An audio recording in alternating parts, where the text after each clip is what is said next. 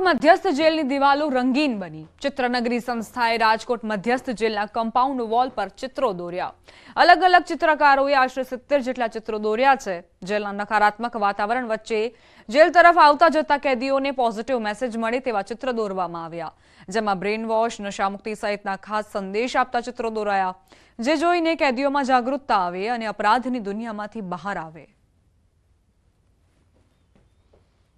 રાજકોટ જેલના પોપટપરા અને બહારની સાઈડ જે કમ્પાઉન્ડ વોલ છે ત્યાં આગળ અમારા જેલોના વડા શ્રી રાવ સાહેબ અને અમારા અધિક્ષક રાઘવ જૈન સાહેબના સહિયારા પ્રયત્નના ભાગરૂપે અને ચિત્રનગરી રાજકોટની જે સંસ્થા છે એના સહયોગ વતી આજે આ સામાજિક સંદેશાઓ આપતા ચિત્ર દોરવાનો કાર્યક્રમ રાખ્યો છે। આશરે 65 જેટલા ચિત્રો છે અને અમારો પ્રયાસ એવો છે કે લોકોમાં કાયદાની અવેરનેસ આવે અને જાગૃત થાય।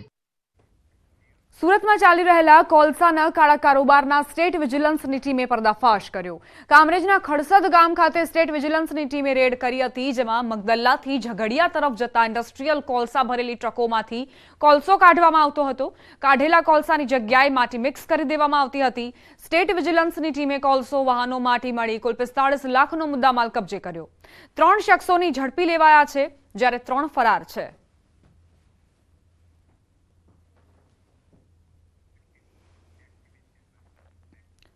બજારમાંથી ચલણી નોટ લેતા પહેલા સાવધાન। અમદાવાદના ચાણક્યપુરીમાંથી નકલી નોટો ઝડપાઈ। 500ના દરની 247 નોટ સાથે 6 આરોપીની ધરપકડ કરાઈ। નોટો વટાવવા માટે આવતા પોલીસે ઝડપી લીધા। આરોપીઓ મધ્યપ્રદેશના વતની હોવાનું સામે આવ્યું।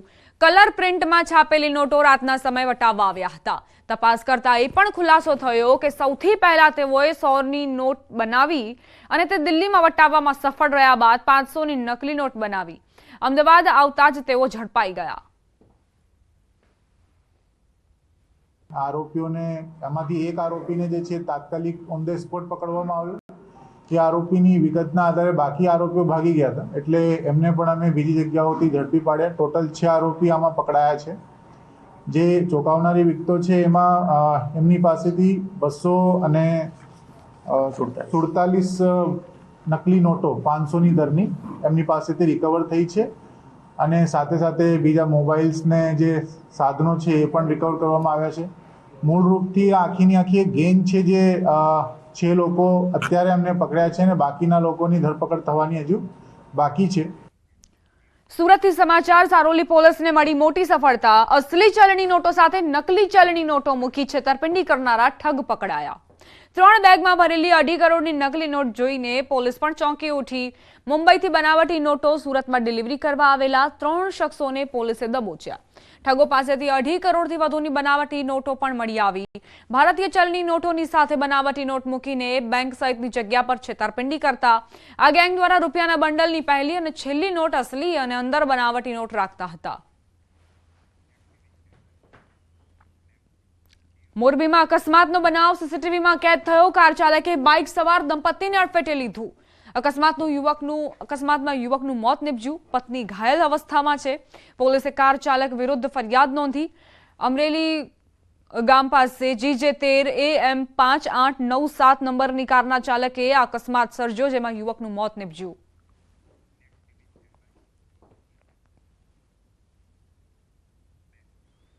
રખડતા ઢોરની સમસ્યાથી રહીશો પરેશાન। રમતા કિશોર પર રખડતા ઢોરે હુમલો કર્યો। મહેસાણાના પિલાજીગંજ વિસ્તારનો બનાવ, જે ઘટના સીસીટીવીમાં કેદ થઈ છે। ગાયે ભેટું મારીને કિશોરીને ઉછાળીને પટક્યો। નીચે પટકાતા જ કિશોરના માથામાં ગંભીર ઈજા પહોંચી। ઘાયલ કિશોરને હોસ્પિટલ દાખલ કરાયો। વંશ આર્યવંધુ નામનો કિશોર, જે હાલ સારવાર હેઠળ છે। બનાવ બાદ સ્થાનિકોમાં પણ ભારે રોષ જોવા મળ્યો। ન ફક્ત મહેસાણા, પાટણમાં પણ રખડતા ઢોરનો ત્રાસ યથાવત છે। જિલ્લાના રાધનપુર શહેરમાં નાની શેરીને રખડતા ઢોરે બાનમાં લઈ લીધી। ખારીવાસ મોહલ્લામાં 2 આખલાઓનું યુદ્ધ સીસીટીવીમાં કેદ થયું। રહેણાંક વિસ્તારમાં આખલા જાહેરમાં લડતા જોવા મળ્યા। લોકોના જીવ પણ પડીકે બંધાયા। મોહલ્લામાં આખલા લડતા લોકોએ છોડાવવા માટે પાણીનો સહારો લીધો અને લાકડીનો પણ સહારો લીધો। રાધનપુર શહેરમાં અવારનવાર જાહેર માર્ગો તેમજ મોહલ્લા પોળમાં જોવા મળે છે આખલા યુદ્ધ। તેમ છતાં તંત્ર ઘોર નિંદ્રામાં। એક જ દિવસ એક જ ગામમાં બે લોકો પર દીપડાનો હુમલો. દાહોદના લીમખેડાના અગારા ગામની ઘટના, જ્યાં દીપડાનો આતંક યથાવત છે. લોકોમાં ભારે ડરનો માહોલ. સવારે યુવક તો સાંજે મહિલા પર દીપડાનો હિંસક હુમલો. ગઈકાલે સવારે દીપડાએ યુવકના મોઢા, હાથ અને છાતીના ભાગ પર હુમલો કર્યો હતો. પંજાના નિશાન માર્યા હતા. સાંજે ખેતરમાં કામ કરતી મહિલા પર દીપડાએ હુમલો કર્યો, જેમાં મહિલા ગંભીર રીતે ઘવાયા.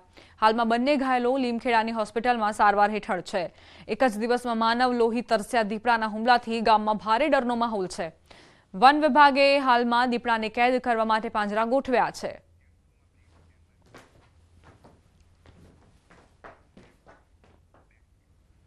રોકાઈશું એક નાનકડા વિરામ માટે. આપ જોતા રહો ન્યૂઝ 18 ગુજરાતી.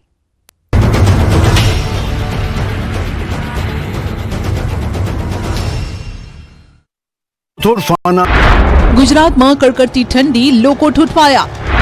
નલિયામાં કોલ્ડ વેવ જેવી સ્થિતિ. માઉન્ટ આબુમાં જામ્યો બરફ. છેલ્લા એક અઠવાડિયાથી રાજ્યમાં કાતિલ ઠંડી અને સુસવાટા ભર્યા પવનોએ લોકોને ઠૂંઠવી નાખ્યા. શિયાળો જામતા જ વાતાવરણમાં પલટો આવ્યો અને હાડ થીજવતી ઠંડી પડી રહી છે. રાજ્યમાં મોટાભાગના સેન્ટરો પર લઘુત્તમ તાપમાન ઘટીને 15 ડિગ્રીની નીચે પહોંચી ગયું છે. આગામી દિવસોમાં પણ તાપમાન યથાવત રહેવાની સંભાવનાઓ વ્યક્ત કરાઈ છે.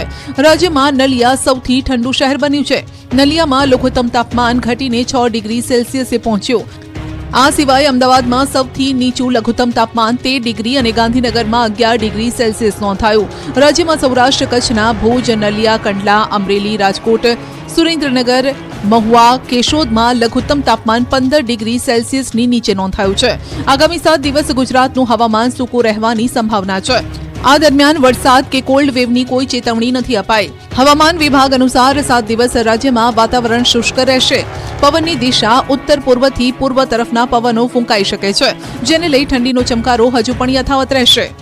શીતલહેરના સુસવાટાએ રાજ્યમાં કાતિલ ઠંડીનો કહેર વર્તાવ્યો. કેટલાક દિવસથી રાજ્યના મોટાભાગના વિસ્તારો ઠંડીમાં ઠૂંઠવાયા.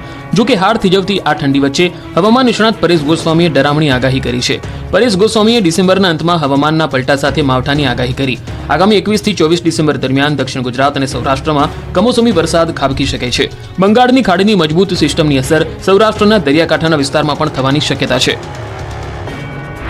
ડિસેમ્બરમાં પણ અમને લાગી રહ્યું છે કે કદાચ અમુક વિસ્તારને માવઠું અસર કરી શકે. જો કે અત્યારે આપણે લાંબા ગાળાનું અનુમાન છે એટલે એટલું ચોક્કસ.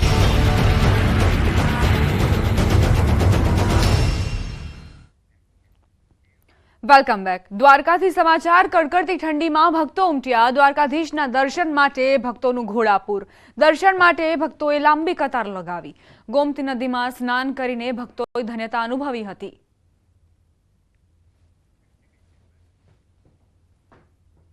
યાત્રાધામ શામળાજી ખાતે હજારો ભક્તોની ભીડ ઉમટી. માગશર સુદ પૂર્ણિમા નિમિત્તે ભક્તોની ભીડ જામી.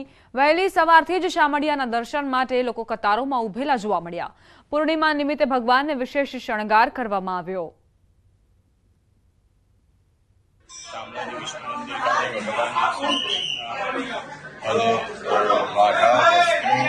સહિત ભગવાનની ચરણ પાદુકા જે છે તે સુવર્ણની અર્પણ કરવામાં આવી. વિષ્ણુ ભગવાનનો અવતાર છે પોતે. શામળિયા ભગવાનના દર્શન માટે